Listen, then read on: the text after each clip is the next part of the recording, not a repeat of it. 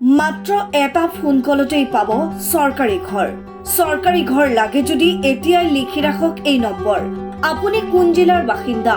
ৰাজ্যৰ লাখ লাখ লোকলৈ বৃহৎ ঘোষণা মুখ্যমন্ত্ৰী হিমন্ত বিশ্ব শৰ্মাৰ। নিৰ্বাচন আহিছে, তাৰ পিছতেই লাভ কৰিব চৰকাৰী পকী ঘৰ। তালিকাৰ পৰা বাদ পৰা হিতাধিকাৰীকো ঘৰ দিব চৰকাৰে। ঘৰ লাভ কৰাত অসুবিধাৰ সন্মুখীন হলেই ফোনযোগে দিয়ক অভিযোগ। পঞ্চায়ত আৰু গ্ৰাম উন্নয়ন বিভাগে মুকলি কৰিছে 16টা ফোন নম্বৰ।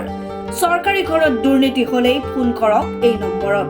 এতিয়াই লিখি ৰাখক এই নম্বৰ হ'ব বৰপেটা 9435481490, ধুবুৰী 9435324338, মাজুলী 9954844010, নলবাৰী 9957403454, তিনিচুকীয়া 8135846727, মৰিগাঁও 9435082107, কামৰূপ 9435087980, লখিমপুৰ 60027674, ডিমা হাছাও 9101163526, দক্ষিণ হালমাৰা 9957242309, গোৱালপাৰা 7002643245, দৰং 9954031718, কামৰূপ মেট্ৰ 9101220931, বাক্সা 9365266189, চিৰাং